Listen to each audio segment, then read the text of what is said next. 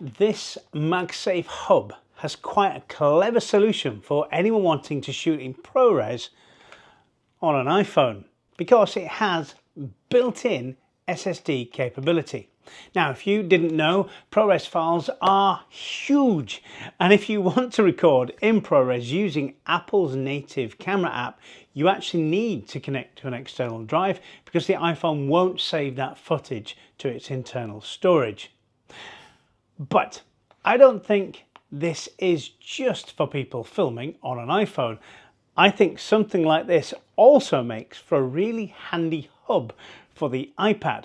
So let's unbox it, take a look and see how it compares with a hub that I'm already using that looks remarkably similar. Hey everyone, Mark for the Spark here. Thank you so much for tapping play. Now, from the off, before we get into the unboxing, I have to tell you that Orico sent me this M.2 magnetic docking station for me to review. They don't have any editorial say in what I talk about, so whether it's good, whether it's a bit rubbish, it'll be a bit rubbish, but we shall see. The important thing to note for you is that because they have sent me this for free, view this as I'm showing you this product, what it can and can't do, what its pros and its cons, and if you choose to go ahead and buy one of these things, then great. I'm sure I'll have an affiliate link in the description, and I'll try and be unbiased as much as I can, but anyway, you know what I'm saying.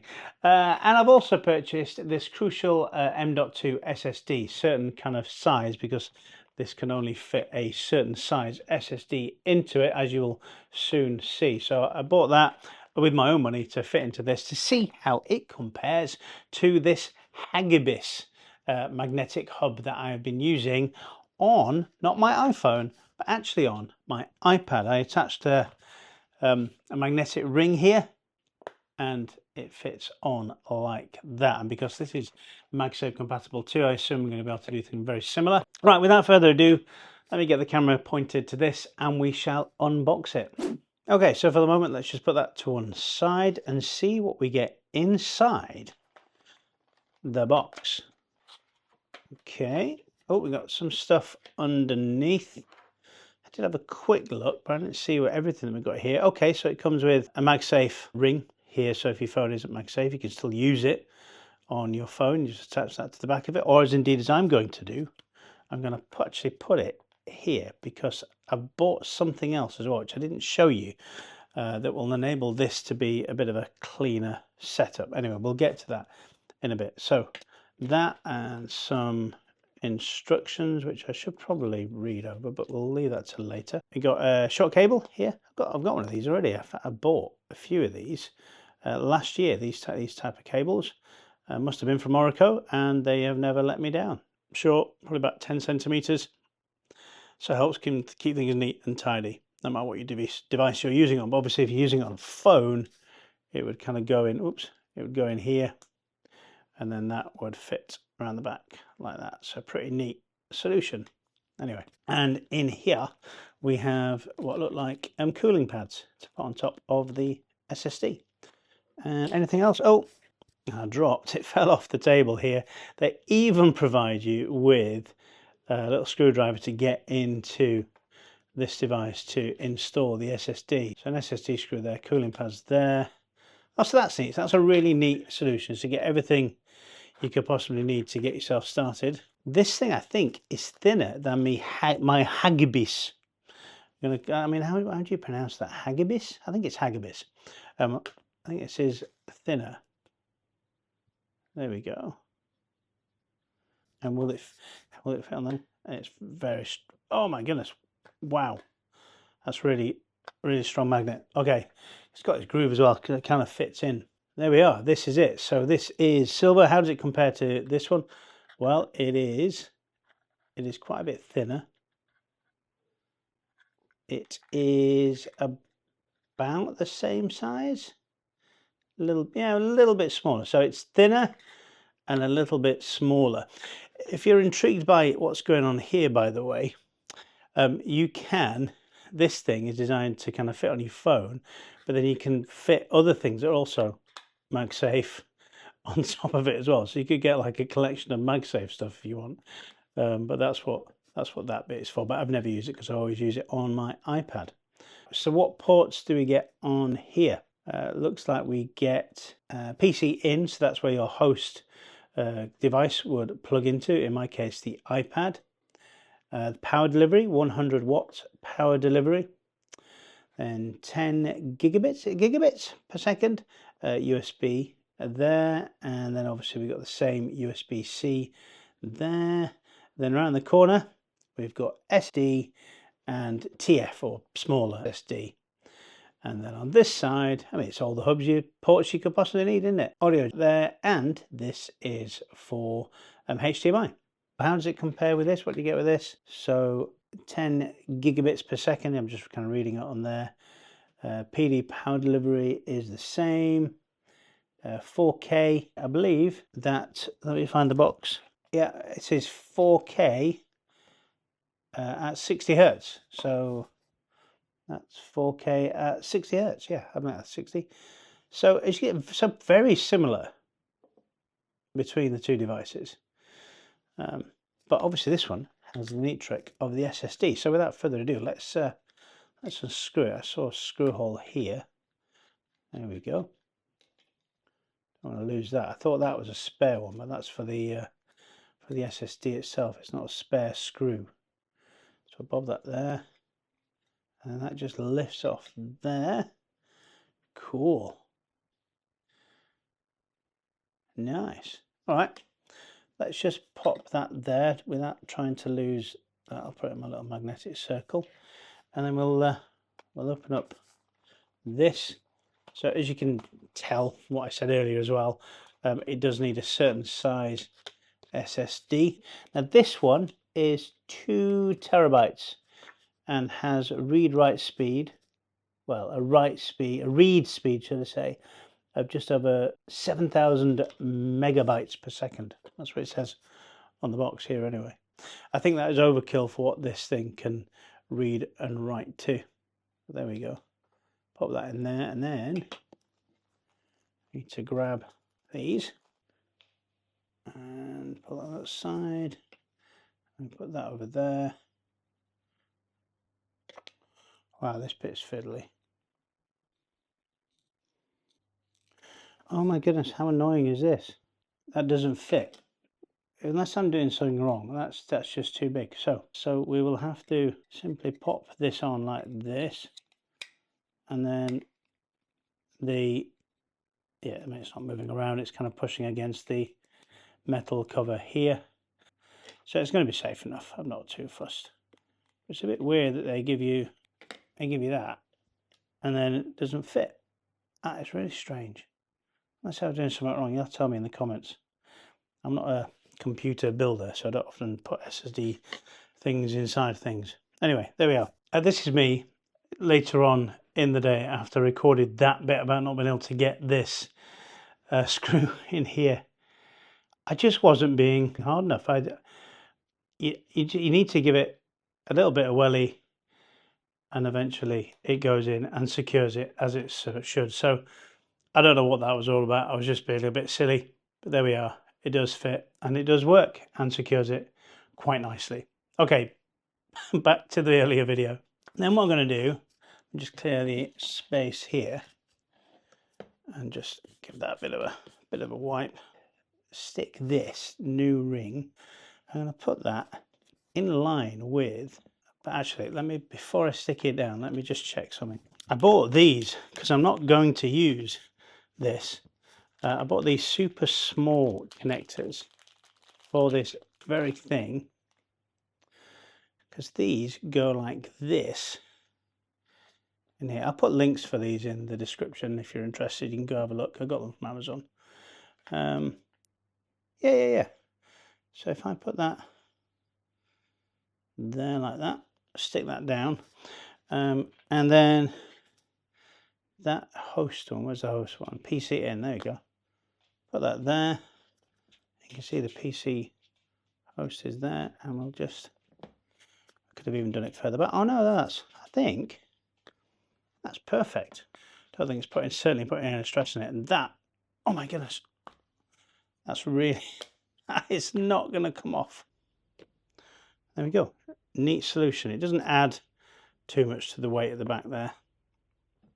But we've got the SSD in there now. So let's see what that shows up like. Okay, this is the thing that annoys me about the iPad. You can't format, initialize an external drive. You have to do it using another device. So I'm going to have to format this drive on my MacBook. Okay, we need to initialize. So here we go. We're going to erase this. We're going to call it. I call my drives like famous sci-fi spaceships. So if you can think of one, let me know what I should call it. But for now, I'll just do it in exFAT, and I'll just erase. There you go. Initialize. We're all good. Let's plug this back into my iPad Pro. Right, so we're back. I've stuck it back onto the iPad now, and there we are. It's already found it. I called it test. Again, like I say, give me a name for my new drive based on. I've got all the popular ones. Give me some of the more kind of outlandish sci-fi spaceship names. Let's now try and drag something onto here that I know is big. Let's have a look. Okay, I've got some massive files on this drive here. So let's first off see whether it recognizes two drives, the one that's inside it and the one that is external. You would think that was the obvious thing to do, wouldn't you? Yeah, there you go. Plugged it into the right one. All right, okay. Bit of a goof on mine. I am going to have to put it up here. I have to work out another solution for that, I think, another day. It'll be at the bottom here, which is obviously why I put this thing up here in the first place rather than there, because I can't access it. Right, let's try that again, shall we? So I've got the external drive plugged into this now. I'm going to just, rather than sticking it back on for now, I'm just going to plug it in. And there we are. So we've got the test drive and this drive. Let's now drag a large file over. Let's copy that and see how long it takes. 3, 2, 1. So nearly just over 17 gigabyte file is copying to the internal SSD here. As you can see, I don't know if you can see the top there. That has taken about 20 seconds. So about 20 seconds. Let's test that again on another one. Another big file. Yeah, same size file. Let's drag it this time as a copy and go. Keep both. Yeah. So I could shout kind of how many gigabytes per second or gigabits per second at you, but what you need to know is that if your file is just under 20 gigabytes or 3 gigabytes under that, it's going to take about 20 seconds to copy that across. Now, the question is, how long does it take to do it the other way? I reckon it should take about the same, shouldn't it? So we'll copy that, go to that file, we'll just paste it down here. Preparing files, yep, exactly the same. Copying to and copying from, so reading and writing, it's about the same. Let's push it and see whether this thing also recognizes an SSD in there at the same time. So let me go grab something. By the way, I haven't as well. It's important to note there's no external power. So the iPad is powering this as well as the SSD that's in there. So let's plug that into here. See if it will read all three. It's getting quite hot, but I think that's because I'm in the sun, to be honest, rather than anything else. Now, as you can see there, one of the comments on the Amazon listing was that it couldn't read the internal SSD as well as an SD card at the same time. Well, it clearly can. There you go, got some large files in there. Let's drag that across. Okay, so that is from an SD card to the internal drive. We're talking about a minute and nearly 2 minutes, something like that. How will it cope with another file being? I'll do a slightly small one just to help it out here. So we're copying two things across. So one's from a USB SSD to the inside SSD. So look at that. So obviously this card here that I'm using here, in here, I don't know if you can see it at the corner, this card here is obviously, it's slower to do so. Okay, we're finally there. It transferred it across.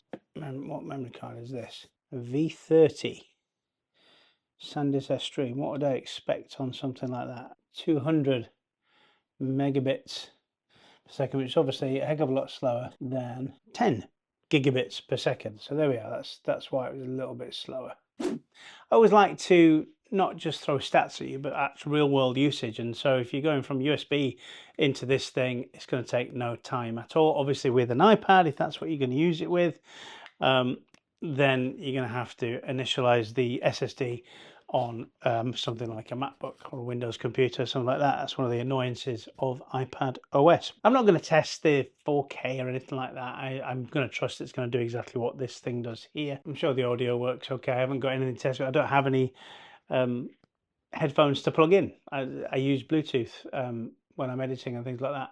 So all seems to work very, very well. So this thing might be put to bed and used as backup, because why would I use this when I've got an SSD that I can just chuck in here? And like I say, it's supporting that 2 terabyte SSD perfectly fine. That'll last me for ages. And so everything's one neat, nice solution. So that's great. I'll keep using it for a number of months, obviously, like I just said, and if it turns out that anything weird and wonderful starts happening to it, then I shall leave that in the comments and I'll put it in the description below. But for now, I'm quite impressed with what you've delivered here. You've improved upon this thing here. I'm a bit annoyed about putting it there, but you know, I didn't think about that, and that's obviously why I put the previous one up there, because you don't get this when you open the iPad. It's, you know, it's going to bend at the bottom if I had it where I wanted it, and you need to put it that side so that the PC in is near the USB-C port there. So there you go. There goes my dreams, but I'll have to put it there and use a slightly larger cable. So let me know what you think. Is this something that interests you, or are you going to use it as it was intended, which is to put on the back of the phone here and use it as a ProRes recording SSD? Because I can see that would be incredibly useful if that's something you wanted. And also, you could use one of these mini attachments here, couldn't you? There we go. And bob that in. PC in there. This phone is a dummy phone, so it's not staying in the USB-C, but you can imagine the setup there and then just record away. So there we go. That's the Orico M.2 magnetic docking station. I think it seems to work rather well. Let me know what you think. And of course, if you do want to buy one of these, I will have an affiliate link in the description box below. But nothing negative to say about this, I don't think. Yeah, seems to work all rather well. Okay, like, subscribe, hype, all that good stuff. If you want to buy me digital coffee, you can do so as well. Link in the description or QR code on screen. Just helps the channel and helps keep the lights on, as they say. YouTube thinks that you will want to watch this video here, so why don't you go check that out. See you guys in the next one.